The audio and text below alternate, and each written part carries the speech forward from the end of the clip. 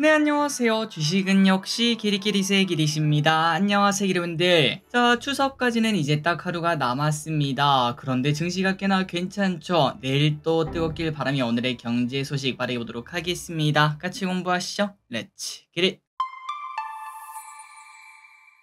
첫 번째 소식입니다. 어제 미국 증시는 살짝 롤러코스터를 탔습니다. 여기 보시면 장 초반에 쭉 빠지다가 그 이후에 쭉 올라가는, 야, 이게 진짜 V자 반등이다 라는 얘기가 나올 것 같은데요. 그렇다면 이렇게 일단 하락한 이유가 뭔가 봤더니 어제 미국 증시에서는 CPI 발표가 있었습니다. 그 결과값은 전년비 2.5% 상승하며 시장 예상치에 부합을 했는데요. 다만 근원 CPI가 전월보다 0.3% 상승, 시장 예상보다 조금 더 웃도는 모습을 나타내며 야, 이거 물가가 안 잡히면 어떡하냐, 이러한 걱정이 나왔다고 합니다. 그러다 보니까 증시는 하락하는 모습을 나타내는데 갑자기 그 사람이 등판했죠. 젠슨 황 CEO가 AI에 대한 수요가 여전히 감당할 수 없을 정도로 엄청나다, 이렇게 말을 하며 어제 엔비디아가 8% 급등했고, 그리고 미국 증시가 거기에 힘입어 쭉 올라가는 모습을 나타냈습니다. 자, 그래서 오늘 우리나라 반도체도 좋은 흐름을 나타내고 있는데요. 이 와중에 삼성전자 소식을 한번 보도록 하겠습니다. 로이터에서 삼성전자가 해외 직원을 최대 30% 감원한다, 이렇게 발표를 했습니다. 전 세계 영업 및 마케팅 직원의 15%, 행정 직원의 최대 30%를 줄이라는 지시를 내렸다고 하는데요. 그런데 구조조정은 보통 이제 조금 상태가 안 좋은 친구들이 많이 하지 않겠습니까? 그러다 보니까 걱정이 나오고 있다고 하고, 그렇다면 상태가 안 좋은 이유가 뭔가? 반도체 사업의 회복세가 더딘 점, 스마트폰에서는 화웨이, 애플과 치열한 경쟁을 겪고 있는 점, 파운드리에서는 TSMC와 격차가 좁혀지지 않는 점, 종합적으로 봤을 때 삼성전자가 지금 현재 상태가 좋지 않다고 합니다. 이런 상황이다 보니까 엔비디아가 8%나 올랐는데 오늘 삼전은 1% 조금 넘게 오르는 모습. 야, 이걸 옳은 거라고 할 수 있나라는 얘기가 충분히 나올 수 있겠죠. 물론 이 와중에 호재도 있긴 했습니다. 지난밤 젠스당 CEO가 TSMC는 뛰어나긴 한데 그럼에도 필요하다면은 다른 업체로 주문을 전환할 가능성이 있다, 이렇게 말하며 어차피 TSMC 아니면은 삼성전자 아니겠습니까? 그러다 보니까 그러한 기대감도 분명 존재를 했을 텐데도 불구하고 삼성전자는 오늘 1.5% 상승으로 매우 저조한 모습을 나타냈습니다. 그 반면 하이닉스는 확실하게 반영을 해주는 모습입니다. 무려 7%나 오르고 있는 모습이네요. 이 와중에 한국투자증권에서는 SK하이닉스의 목표 주가를 하향 조정하긴 했으나 그럼에도 센터내 토픽이라고 말을 했다고 합니다. 그러니까 눈높이를 조금 낮추긴 했지만 그럼에도 좋은 기업이고 목표가는 무려 25만 원을 제시했다고 하네요. 자, 그렇다면 목표가를 낮춘 이유가 뭔가? 바로 실적이 컨센서스를 하회할 것이다 라는 전망 때문에 그렇습니다. 모바일 고객사들의 재고 조정 이슈 때문이라고 하는데요. 다만 단기적으로 그 모바일 재고 조정이 금방 끝나게 되면은 수급 균형이 이루어지면서 안정화되는 구간이 길어질 것이라며, 그때를 생각하면 지금 현재 이렇게 조정을 받고 있지만 상승폭이 커질 수 있다, 이렇게 분석을 했습니다. 자, 과연 하이닉스 더 올라서 20만 원까지는 최소한 찍을 수 있을지 보도록 할게요. 다음입니다. 대선 토론 승자는 해리스. 자, 이미 다 알고 계시는 소식이지만 한 번 더 보도록 하겠습니다. 첫 토론의 성적표에서 시민들은 해리스 부통령의 손을 들었다고 하고요. CNN에서 여론조사를 실시한 결과 유권자의 63%는 해리스 부통령이 잘했다라고 말을 했고,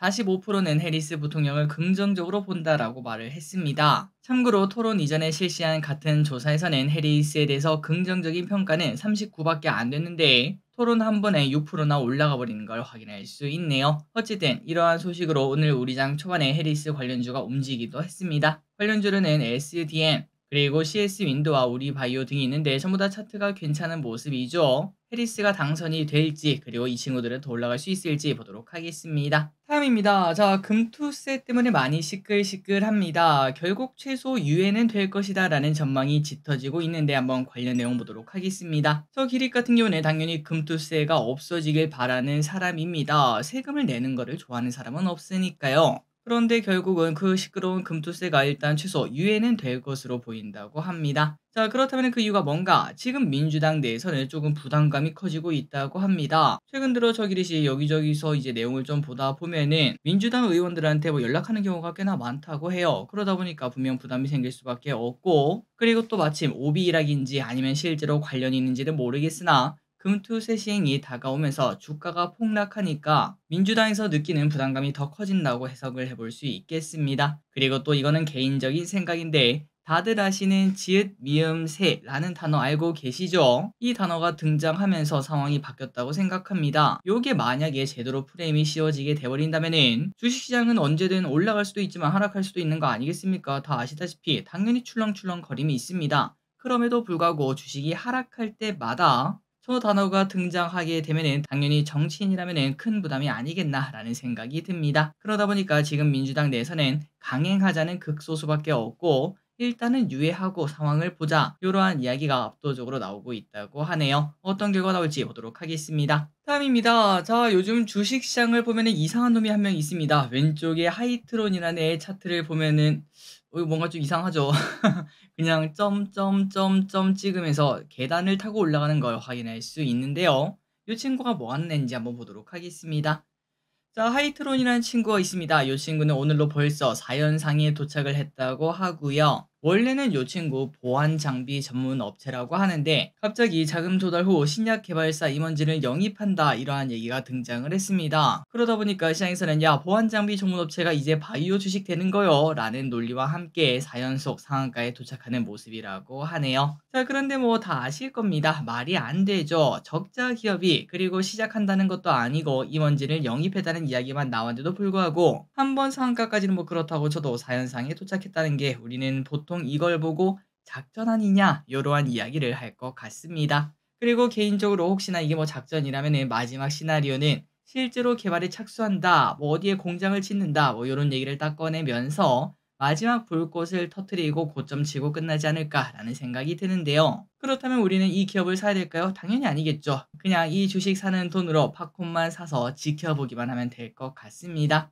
꼭 한 1년에 두세 번 정도는 이런 친구가 등장하더라고요. 나중에 죽기 전에 저 길이 또 한 번쯤은 먹어봤으면 좋겠습니다. 다음입니다. 리튬은 2차 전지를 선행한다. 우리 지난번에 2차 전지 바닥을 논할 때 아직 바닥은 아니다라는 근거를 봤었는데요. 그게 바로 리튬 가격이었습니다. 실제로 리튬 가격이 오르고 나야 이제 2차 전지 주가가 올라가고 리튬 가격이 떨어지면 2차 전지 주가가 떨어지는 그런 식으로 뭔가 이어진 것처럼 앞서거니 뒤서거니를 했다고 하는데요. 그런데 갑자기 리튬 가격이 크게 올랐다고 합니다. 그 이유가 뭔가? 바로 중국 CATL이 장시성 광산에서 리튬 생산을 중단한다는 이야기가 떴기 때문이죠. 그러면서 UBS는 이 사건으로 인해 연말까지 리튬 가격이 20% 정도 상승할 수 있다라는 이야기를 꺼냈고요. 이 소식에 힘입어 미국에 있는 앨범알이라는 리튬 관련주 그리고 한국의 리튬 관련주가 오늘 급등했습니다. 자, 그렇다면 여기서 중요한 거는 리튬뿐만 아니라 2차 전지 친구들이겠죠. 최근 들어 뭔가 팔딱팔딱 거리는 모습을 보여주곤 있습니다. 이때까지처럼 그냥 힘없이 떨어지던 애들이 아니었죠. 여기서 추가적으로 상승하면서 모두 이제 121선 뚫고 이제는 오른쪽 위로 추세를 만들 수 있을지 한번 지켜보도록 하겠습니다. 참고로 관련주는 뭐 여러 가지가 있지만 EV 첨단 소재, 리튬 포스, 엔캠 등이 있고요. 여기 차트를 보시면 확실히 다르죠. 떨어지던 칼날에서 뭔가 좀 해보려고 이렇게 움직이고 있는 모습을 보여주고 있습니다. 그리고 이 차전지는 조금 더 탄력적이죠. 모두 이제 60일선은 이미 뚫고 올라가는 모습이고 특히 LG엔솔은 120일선은 이미 뚫고 올라간 지가 오랜 지가 되었다고 합니다. 다음입니다. 저 기릿은 템베거를 좋아합니다. 템베거를 뭐 처음부터 끝까지 먹을 순 없지만 그래도 템베거를 잘 투자하면은 300%, 400%이 정도 투자 수익률을 낼 수 있기 때문인데요. 그렇다면 하반기에는 누가 템베거의 주인공이 될까라고 생각했을 때 이 친구가 그 중에 하나가 될 거라고 저는 보고 있습니다. 자, 그렇다면 STO에 대해서 저 기릿이 좋게 보는 이유가 뭔가 5G급 이상으로 보는 이유가 뭔가라고 봤을 때 과거 2018년 기사를 참고해 보자면은 국내 5G 시장은 2025년에 35조 시장으로 그러니까 당장 내년이죠. 내년에 35조 시장으로 예상하면서 5G 테마가 시작이 되었습니다. 그때 당시에 거의 10배, 20배 올랐던 걸로 기억해요. 물론 그 이후에는 지금까지 뭐 계속 하락하는 모습을 나타내고 있지만 그런데 이번 STO는 금액 자체가 다릅니다. 2030년까지 무려 367조 원까지 예상을 한다고 합니다. 그러니까 과거 5G에 절대 꿀리지 않는 테마라고 말을 해볼 수 있겠죠. 이 와중에 법제화 소식이 들려오고 있고 아직까지 확정은 나지 않았지만 이미 대기업은 워낙 큰 시장이다 보니 준비를 하고 있다고 합니다.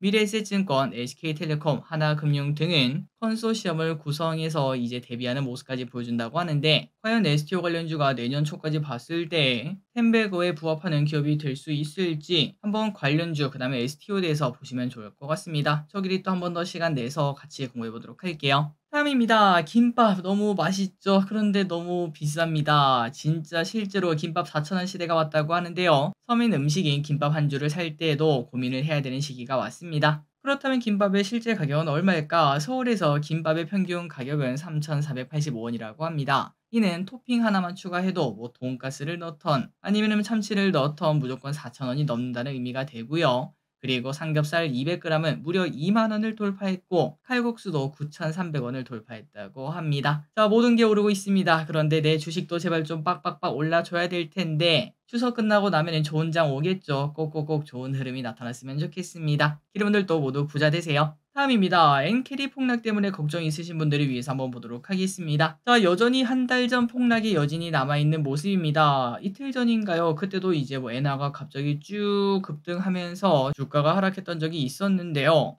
일본에서 금리 인상을 하니 많이 아니면은 뭐 엔화가 상승하니 많이 그런 모습만 나타나면은 조금이라도 흔들리는 모습이 계속 나타나고 있습니다. 자, 그리고 실제로 일본은행은 기준금리를 인상한다는 방침이라고 합니다. 일본은행의 정책위원회는 인플레이션이 전망에 부합한다면 금리를 계속 인상할 것이다 라고 말을 했고요. 그렇다면 우리는 앞으로 한 번 더 폭락을 걱정해야 되나 라는 생각이 들지만 그럴 필요는 없습니다. 자, 여기 보시면은 달러엔 1일봉이 있는데요. 이렇게 쭉 급락하면서 증시가 완전 발작했던 거 기억나시죠? 그런데 그때보다 지금 더 많이 하락한 상태입니다. 그럼에도 불구하고 별일 없죠. 그러니까 모든 뉴스는 반복될 때마다 힘이 약해진다는 거 잊지 마시고 너무 걱정할 필요는 없을 것 같습니다. 다음입니다. 스펙은 2,000원짜리만 있다. 스펙이라는 단어를 주식창에 쳐보면 대부분 2,000원에서 2,100원 이 안에서 왔다 갔다 하는데요. 그러나 가끔 만원이 적힌 녀석들도 있습니다. 그래서 우리가 그걸 보면은 야, 뭔데 5배나 올랐냐 라는 생각을 할 수 있지만 그런데 그게 아니라 그거는 그 친구가 상장할 때부터 만원에 상장한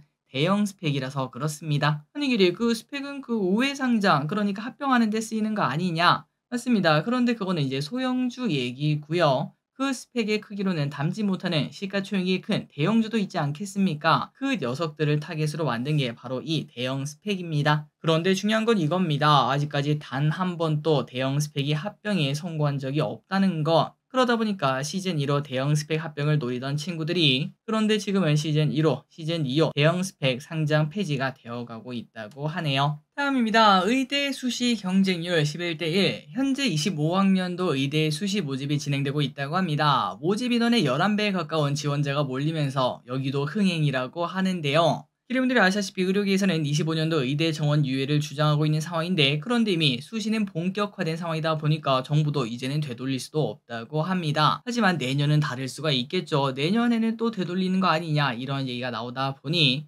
학생들 입장에서는 이번이 마지막 기회다. 이번이 마지막 그 의대 대란이다. 뭐 이런 얘기가 나타나며 수시 접수자가 크게 몰리는 모습이 나타나고 있습니다. 참고로 서울대와 고려대 수시 접수는 어제가 마감이었고요. 다른 곳들은 아직까지 기한이 남았다고 하니까 전체적인 경쟁률은 더 올라갈 것으로 보인다고 하네요.